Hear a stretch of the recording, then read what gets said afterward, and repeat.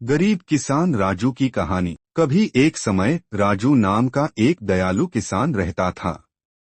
उसके पास एक छोटी सी झोपड़ी थी जिसकी छत सूखी घास से बनी थी। राजू बड़ा ही गरीब किसान भी था, पर उसने अपनी गरीबी से कभी हिम्मत नहीं हारी थी। राजू अपने खेतों में बहुत मेहनत किया करता था। उसकी मेहनत से ही इस साल उसका खेत सब्जियों से भरा हुआ था। मोटे लाल टमाटर, कुरकुरी हरी बीन्स और चमकदार बैंगनी बैंगन। राजू हर दिन बहुत मेहनत करता था, अपने पौधों को सींचता था और घास निकालता था। लेकिन इस साल बारिश के बादल लुकाछिपी खेल रहे थे। सूरज एक विशाल गर्म दीपक की तरह चमकता था, जिससे जमीन सूख जाती थी और सब्जियां प्यासी हो जाती थीं। राजू चिंतित था।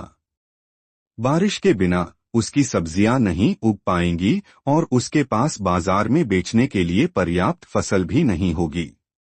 वह अपनी छोटी बेटी रानी के लिए नए जूते या मीठे जलेबी तले हुए आटे का नाश्ता नहीं खरीद पाएगा। एक सुबह राजू उदास महसूस कर रहा था। जब वह अपनी झोपड़ी के पास बैठा था तो एक छोटी सी गौरैया उसके कंधे पर आकर बैठ गई।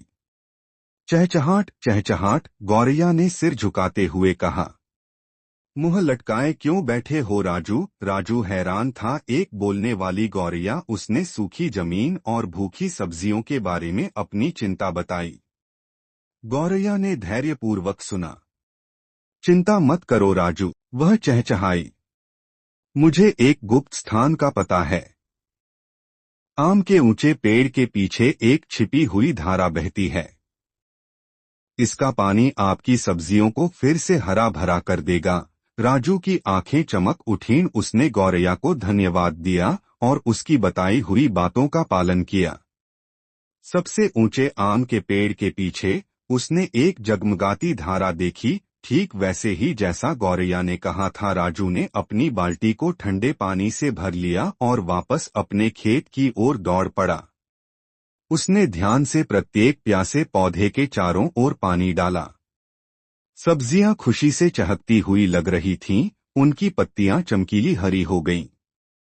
कुछ दिनों बाद आखिर बारिश आ ही गई। कोमल बूंदें छत पर टप टप टपकीं, जिससे राजू का दिल खुशी से भर गया। उसकी सब्जियां बड़ी और मजबूत हो गई, चुनने के लिए तैयार।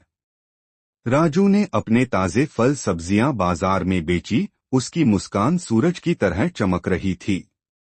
उसने रानी के लिए नए जूते और जलेबियों का एक बड़ा डिब्बा खरीदा। मददगार गौरैया और छिपी हुई धारा की बदौलत सभी ने एक स्वादिष्ट भोज का आनंद लिया। उस दिन से राजू कभी भी छोटी गौरैया की दयालुता और छिपी हुई धारा के जादू को नहीं भूला। वह जानता था कि भले ही चीजें मुश्किल लगती हैं, वहां हमेशा थोड़ा जादू खोजने के लिए इंतजार कर रहा होता है।